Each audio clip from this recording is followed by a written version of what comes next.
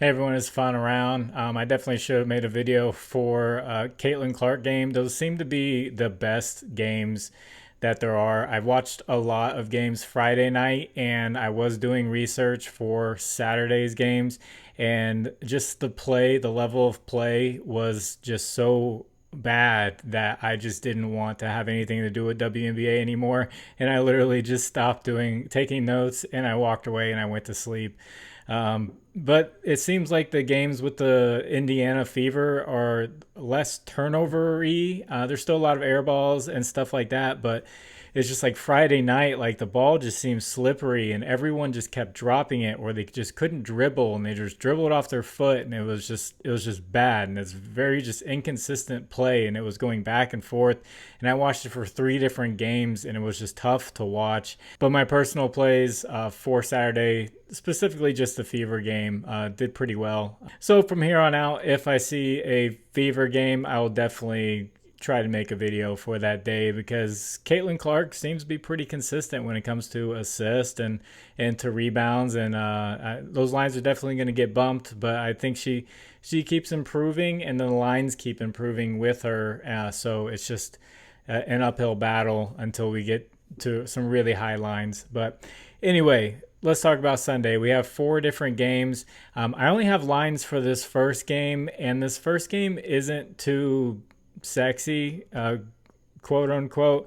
You'll see when I talk about it in a little bit. So I don't have any picks from that right now. I am going to put a pinned comment again. I'm not going to take a ton of picks like I have been in the pinned comment.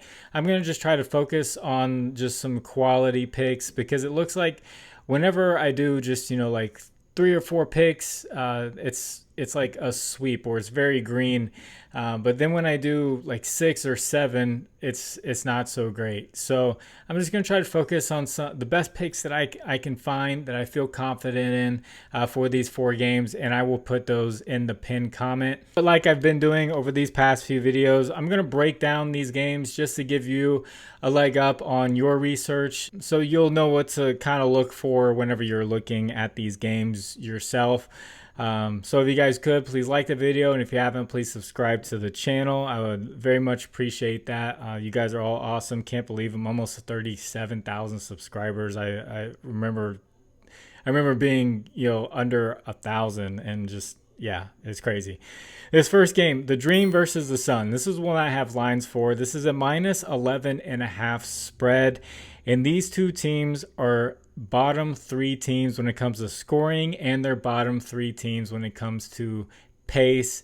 This is going to be a slow, grinded out, low scoring game. I don't like the lines that I see. It could potentially be a lot of unders here, but all the lines are pretty much set up to where the hit rate for the season is like 50%. So you're like flipping a coin with the lines where they are at, which I guess you could say with WNBA you're pretty much flipping a coin with everything. But we're just trying to get that little bit of an advantage to hopefully make it more than 50%. That's all we need for sports betting. We just want to have 60%. You just get that leverage for us. So not a very good scoring game. Both teams don't get too many assists, and the Sun don't give up many rebounds. So with them not giving up many rebounds, I imagine they're just playing slow, and they're scoring late in the shot clock, not allowing rebounds. So it's gonna be tough for the Dream. They're without Ryan Howard now. Jordan Canada, I believe, is hurt, and she was just finding her groove with her assist. So they might be out of sorts a little bit. It's just Tina Charles and Alyssa Gray. This game in particular just doesn't make me too excited for props. So I'm going to jump into this next game. One that should be more exciting, should be more green for overs. Is the Wings versus the Aces. This is a -15 spread, so we're looking at a blowout. They did play earlier this year, and it was a high-scoring game. The Wings actually kept it within the spread. The Aces are scoring the most points in the past month, and the Dallas Wings are giving up the most points, so that is huge. And then the Aces are giving up the 4th most points. Dallas is scoring the 4th least points, but they've shown with teams like Seattle that they they can keep up, but they're not going to close it out. So I'm definitely going to be looking at Asia Wilson points line, see how she's done historically against the Dallas Wings, because the Dallas Wings like to have McCohen and Brown. They're 2-6-7 centers.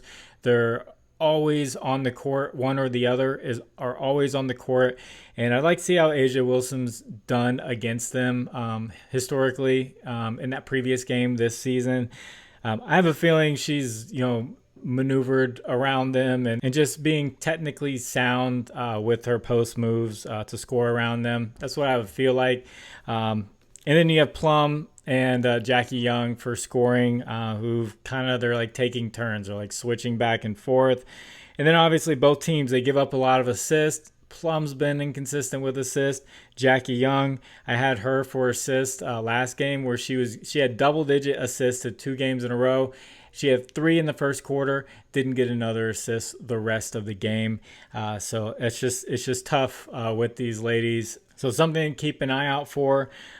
Rebounds. This is an interesting one. Dallas gives up the second least rebounds. I know Asia Wilson has been kind of inconsistent with her rebounding, going under, I believe it's 9.5. The line normally comes out around. But she gets really close, and that's with those 2-6-7 centers for the Dallas Wings. They make it tough to get rebounds.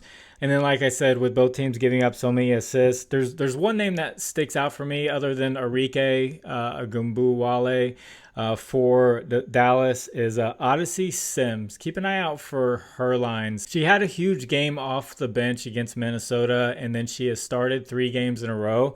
And she's averaging 13 points and 5.5 assists in 3 starts this season. She's been doing really great. And her line last time was like 10.5 points. And I don't know where her assist was, but she did really well and she hit her line. She seems like a really good basketball player, which you can tell with these ladies out there just by the way they shoot the ball and the rotation on the ball. If they're really like a true shooter, or if they're out there just because they're big and they can go get rebounds and stuff like that. And it's not a knock on any of them, but you see someone like Kennedy Carter, like she can ball. Same with like Kalia Copper, like she can ball. These are things that I'm learning this year with WNBA. There are some that just they got it, and then there are some that are just out there because they're big. So before we get into this next game, I want to shout out my partners, Underdog Fantasy, Sleeper, ParlayPlay, and ChalkBoard. Use promo code FinalRound11 on any of these. They'll match your first deposit up to $100. I'll have links in the description that'll take you straight there with the promo codes, and thank you to anyone who uses those. All right, and this next game is a rematch of the Sky versus the Seattle Storm. The spread is -9, and Chicago actually won this game 2 days ago. So why not go with the +9 for the Chicago Sky? They're playing in the same arena. I don't know why the spread is so big for the team that lost. But immediately, I think Kennedy Carter, look for her points. She dropped 33 on them, and whenever she was on the court, she made it look easy. She is a baller, and her points was around 17.5. I imagine this will be boosted. I think we're going to see maybe like a 19.5. And then Angel Reese, she dropped 27. She hit a couple of threes. I don't know if we should get used to Angel Reese knocking down that many threes because she doesn't really attempt them that much. But she was, feeling it, and she was on fire. She did take a lot of free throws as well, but she did miss some time due to some foul trouble. So she just finished with 10 rebounds. So we'll have to reevaluate where they put her rebounds line at, but she definitely would have hit her rebounds line if she did not get that foul trouble. Same with Camila Cardoso. She ended up with 8. She did not have any foul trouble, and she should have had more rebound opportunities with Reese out. So I'm thinking maybe her line is just getting a little too high up there at 8.5. It was better when it was around 7.5 for her. So yeah, we're just getting a little too high for Camila Cardoso if it stays at 8.5. And then another thing, Chicago gives up the second most assists. I took Jewel Lloyd assist last time around. It was at 3.5, so she needed just 4. she hit this in the first half and finished with 5 total assists. And then Skylar Diggins-Smith finished with 9 total assists. So definitely 2 lines to look out for. I imagine Joy Lloyd's assist line is going to probably be bumped up to 4.5. If it's at 3.5, definitely take it. And then Diggins-Smith will take a look at where that's at. I think it's getting up there, 6.5, 7.5. And then like I talked about the rebounds, Seattle gives up the 4th most rebounds. So we'll be looking at Reese and Cardoso again, and where those are set at, probably favoring more towards Angel Reese. And then another note, Ezi Magbagor of Seattle, if you can get her fantasy score, she had 8 blocks and 1 steal in that game. That alone probably beat her fantasy score, and then she added on the points and had a decent amount of rebounds. So yeah, definitely check out Ezi Magbagor's fantasy score, where you can utilize those blocks and steals.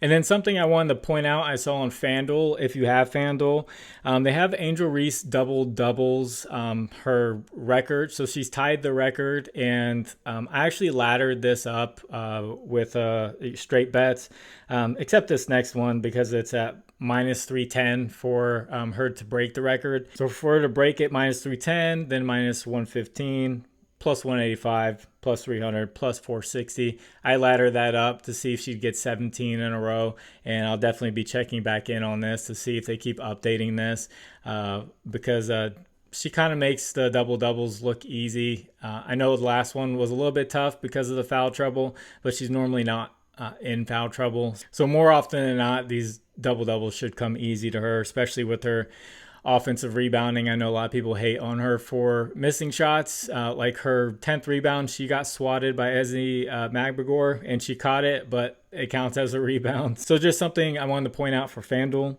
And then this last game is the Mercury versus the Sparks at minus 4.5. I would probably lean towards the Mercury just because they've been playing well ever since Brittany Griner returned. This is going to be a good one for some green. Sparks give up the 2nd most points. Mercury are scoring the 2nd most points in the past month. And then the Mercury are giving up the 3rd most points. And the Sparks are ranked 7th in scoring. So they're right there in the middle. Names that pop out to me are Kalia Copper for points. She is a scorer and she shoots very well.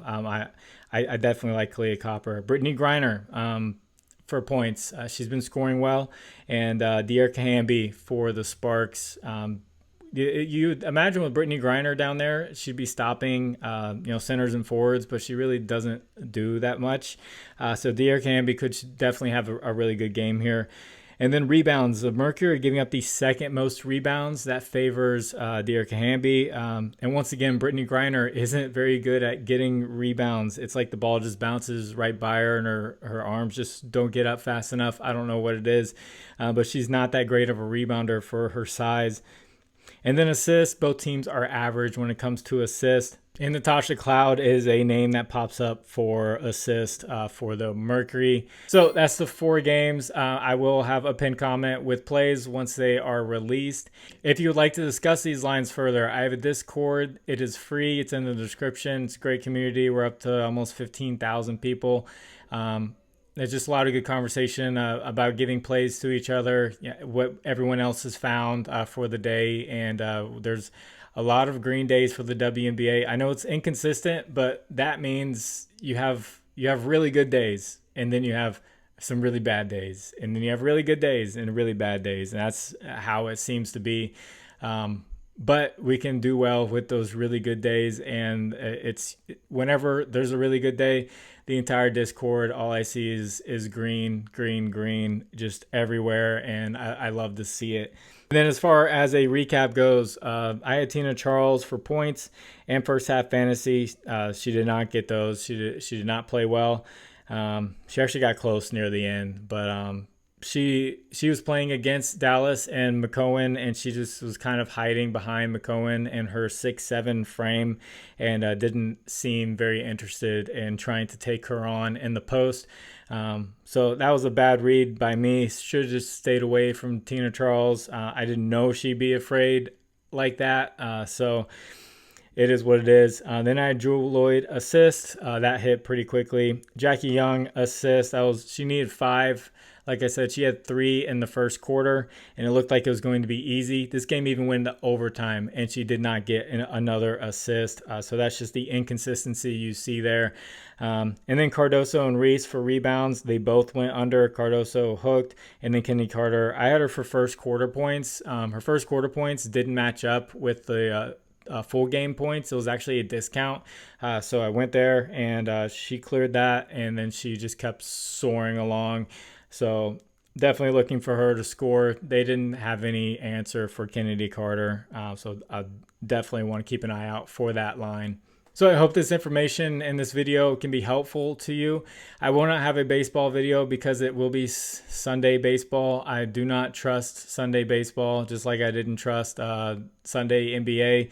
As for Sunday WNBA, who knows? It's every day is Sunday when it comes to the WNBA. So I'm going to get this edited and get it out to you. I know it's a little bit longer than normal, but God bless you all. It's FinalRound. My name is Jordan. I will catch you on the next one. Bye.